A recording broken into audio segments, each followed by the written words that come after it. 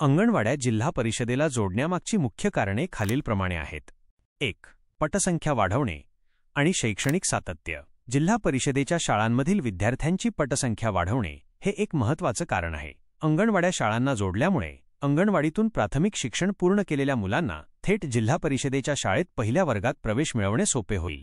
यामुळे पालकांना मुलांना इतर खासगी शाळांमध्ये घालण्याची गरज भासणार नाही. परिणामी जिल्हा परिषदेच्या शाळांमधील पटसंख्या वाढेल. हे नवीन शैक्षणिक धोरणा NEP नुसार बालवाडी ते प्राथमिक शिक्षण यामध्ये सुसूत्रता आणण्यासाठी महत्त्वाचे आहे. 2. पूर्व प्राथमिक शिक्षणाची गुणवत्ता सुधारणे. अंगणवाड्यांमध्ये 3 ते 6 वयोगटातील मुलांना पूर्व प्राथमिक शिक्षण दिले जाते. जिल्हा परिषदेला जोडल्याने या शिक्षणाची गुणवत्ता सुधारण्यास मदत होईल. अंगणवाडी सेविकांना शिक्षकांप्रमाणे प्रशिक्षण दिले जाईल, ज्यामुळे त्यांना मुलांना अधिक प्रभावीपणे शिकवता येईल. तसेच त्यांना आवश्यक शैक्षणिक साहित्य आणि सुविधा पुरवल्या जातील. 3. प्रशासकीय आणि आर्थिक व्यवस्थापन सुलभ करणे.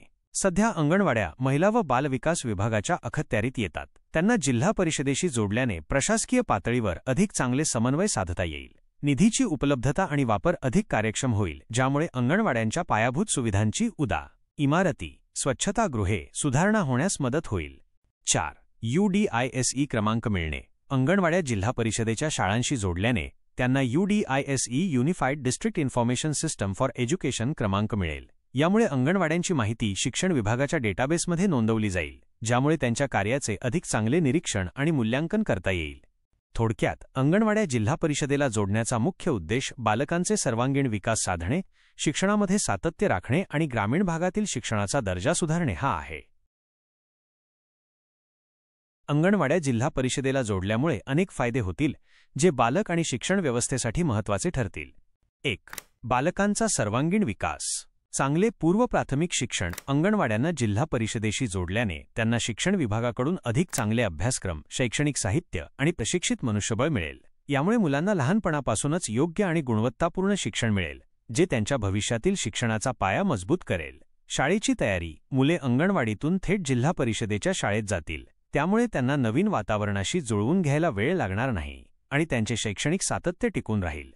2. शैक्षणिक गुणवत्ता वाढेल. शिक्षक सेविकांचे प्रशिक्षण. अंगणवाडी सेविकांना शिक्षण विभागाकडून शिक्षकांप्रमाणे प्रशिक्षण मिळेल. यामुळे त्यांना बालमानसशास्त्र आणि अध्यापन पद्धतींचे अधिक चांगले ज्ञान मिळेल, ज्यामुळे त्यांचे शिकवणे अधिक प्रभावी होईल. शैक्षणिक सुविधांची उपलब्धता.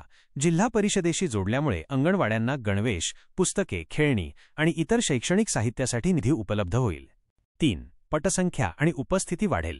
शाळांमध्ये पटसंख्या वाढ. अंगणवाडीतून मुले थेट जिल्हा परिषदेच्या शाळेत प्रवेश घेतील, त्यामुळे जिल्हा परिषद शाळांमधील पटसंख्या वाढेल. यामुळे ग्रामीण भागातील शाळांची स्थिती अधिक मजबूत होईल. गरिबांना फायदा. खासगी शाळांचा खर्च परवडत नसलेल्या पालकांना आपल्या मुलांना सरकारी व्यवस्थेतून चांगले शिक्षण देण्याचा पर्याय मिळेल. 4. प्रशासकीय आणि आर्थिक सुसूत्रता. निधीचा योग्य वापर. अंगणवाड्या शिक्षण विभागाच्या अखत्यारीत आल्याने निधीचे नियोजन आणि वापर अधिक पारदर्शक होईल. यामुळे पायाभूत सुविधांची चांगल्या इमारती. ज्या अंगणवाडी मदतनीसांनी B.EDची लिंक शिक्षण घेतले आहे, त्यांच्यासाठी निश्चितच चांगल्या संधी आणि प्रशिक्षणाचे पर्याय उपलब्ध होण्याची शक्यता आहे. विशेषतः अंगणवाड्या जिल्हा परिषदेला जोडल्या जात असल्यामुळे आणि नवीन शैक्षणिक धोरण NEP लागू होत असल्यामुळे. या संदर्भात काही महत्त्वाचे मुद्दे. 1. नवीन शैक्षणिक धोरण NEP आणि प्रशिक्षणावर भर. नवीन राष्ट्रीय शैक्षणिक धोरण 2020 NEP 2020 हे पूर्व प्राथमिक शिक्षणावर early childhood care and education ECCE खूप भर देते. या धोरणानुसार अंगणवाडी सेविका आणि मदतनीसांना लहान मुलांना शिकवण्यासाठी आवश्यक असलेले विशेष प्रशिक्षण देणे अपेक्षित आहे. B.EDची लिंक झालेल्या उमेदवारांना या प्रशिक्षणात निश्चितच प्राधान्य मिळू शकते, कारण त्यांच्याकडे आधीच शिक्षणाचे मूलभूत ज्ञान आहे. 2. प्रशिक्षणाचे स्वरूप. 6 महिन्यांचे प्रमाणपत्र प्रशिक्षण. 12वी उत्तीर्ण अंगणवाडी सेविकांना आणि कदाचित मदतनीसांनाही त्यांच्या शैक्षणिक पात्रतेनुसार 6 महिन्यांचे प्रमाणपत्र प्रशिक्षण दिले जाईल. B.EDची लिंक झालेल्या मदतनीसांना हे प्रशिक्षण पूर्ण करणे सोपे जाईल आणि त्यांच्या ज्ञानाला अधिकृत मान्यता मिळेल. शैक्षणिक अभ्यासक्रमावर आधारित प्रशिक्षण. आता अंगणवाड्यांमध्ये आधारशिला बालवाटिका NEP नुसार नवीन अभ्यासक्रम लागू होत असल्याने अंगणवाडी सेविका आणि मदतनीसांना या नवीन अभ्यासक्रमानुसार शिकवण्यासाठी विशेष प्रशिक्षण दिले जाईल. B.EDची लिंक झालेल्या मदतनीसांना हे नवीन अभ्यासक्रम आत्मसात करणे अधिक सोपे होईल. 3. पदोन्नतीची संधी.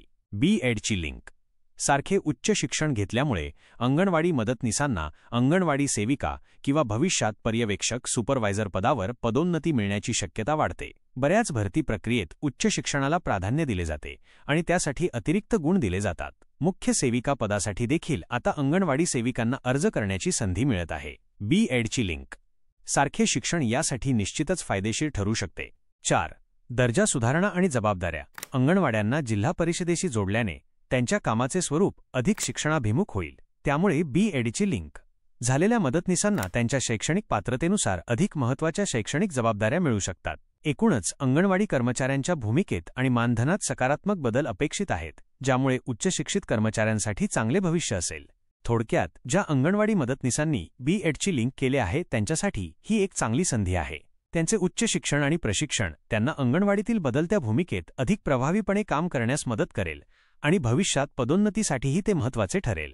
शासनाकडून त्यांना आवश्यक ते प्रशिक्षण निश्चितच दिले जाईल, जेणेकरून ते नवीन शैक्षणिक धोरणाच्या अंमलबजावणीमध्ये महत्त्वाची भूमिका बजावू शकतील. अंगणवाड्या जिल्हा परिषदेला जोडल्या गेल्यानंतर अंगणवाडी सेविका आणि मदतनीस यांच्यावरील नियंत्रण कसे असेल, याबाबत काही गोष्टी स्पष्ट होणे आवश्यक आहे. थेट जिल्हा परिषदेच्या मुख्याध्यापकांचे नियंत्रण असेलच असे नाही, तर त्यात काही बदल अपेक्षित आहेत. नियंत्रणाचे स्वरूप. 1. शिक्षण विभागाचे नियंत्रण. अंगणवाड्या शिक्षण विभागाच्या अखत्यारीत येत असल्याने त्यांच्यावरील प्रशासकीय आणि शैक्षणिक नियंत्रण हे जिल्हा परिषदेच्या प्राथमिक शिक्षण विभागाकडे येईल. यामध्ये शिक्षणाधिकारी, प्राथमिक गट शिक्षणाधिकारी आणि केंद्रप्रमुख यांची भूमिका महत्त्वाची असेल. 2. केंद्रप्रमुखाची भूमिका. जवळच्या जिल्हा परिषदेच्या शाळेचा केंद्रप्रमुख हा अंगणवाड्यांच्या शैक्षणिक प्रगतीवर लक्ष ठेवण्यासाठी आणि त्यांना मार्गदर्शन करण्यासाठी महत्त्वाचा दुवा ठरू शकतो. मुख्याध्यापक केंद्रप्रमुखांच्या अखत्यारीत असल्यामुळे अप्रत्यक्षपणे त्यांचेही सहकार्य मिळेल. 3. शाळेच्या मुख्याध्यापकाची भूमिका. ज्या जिल्हा परिषद शाळेला अंगणवाडी जोडली जाईल त्या मुख्याध्यापकाची भूमिका ही शैक्षणिक समन्वय आणि मदतीची अधिक असेल, थेट प्रशासकीय नियंत्रणाची नाही. म्हणजे अंगणवाडी सेविकांना अभ्यासक्रम, अध्यापन पद्धती, विद्यार्थ्यांचे मूल्यांकन याबाबतीत मुख्याध्यापकांचे मार्गदर्शन मिळू शकते. शाळेतील सुविधांचा वापर उदा. खेळाचे मैदान, ग्रंथालय यासाठी समन्वय साधला जाईल. 4. बाल विकास प्रकल्प अधिकारी CDPO यांची भूमिका. सध्या बाल विकास प्रकल्प अधिकारी CDPO हे अंगणवाड्यांवर प्रशासकीय नियंत्रण ठेवतात. अंगणवाड्या शिक्षण विभागाकडे वर्ग झाल्यानंतरही त्यांची काही भूमिका, विशेषतः पोषण आहार, आरोग्य तपासणी यांसारख्या सेवांमध्ये कायम राहू शकते, पण मुख्य शैक्षणिक नियंत्रण शिक्षण विभागाकडे जाईल. नियंत्रणामागील उद्देश. या बदलांमागे मुख्य उद्देश पूर्व प्राथमिक शिक्षणाची गुणवत्ता वाढवणे आणि शिक्षणामध्ये सुसूत्रता आणणे हा आहे. मुख्याध्यापकांचे किंवा शिक्षण विभागाचे नियंत्रण हे केवळ कागदोपत्री नसून अंगणवाडी सेविका आणि मदतनीसांना योग्य प्रशिक्षण, मार्गदर्शन आणि शैक्षणिक पाठिंबा देण्यासाठी असेल. थोडक्यात, अंगणवाडी सेविका आणि मदतनीस यांच्यावर थेट जिल्हा परिषदेच्या मुख्याध्यापकाचे पूर्ण प्रशासकीय नियंत्रण नसले तरी शिक्षण विभागाचे आणि केंद्रप्रमुखांचे नियंत्रण असेल आणि शाळेच्या मुख्याध्यापकांचे सहकार्य व मार्गदर्शन त्यांना शैक्षणिक कामात मिळेल. हे सर्व बदल अंगणवाड्यांना अधिक प्रभावी बनवण्यासाठी आहेत. व्हिडिओ तुम्हाला आवडल्यास चॅनलला सबस्क्राईब करा आणि बेल आयकॉन दाबायला विसरू नका. धन्यवाद.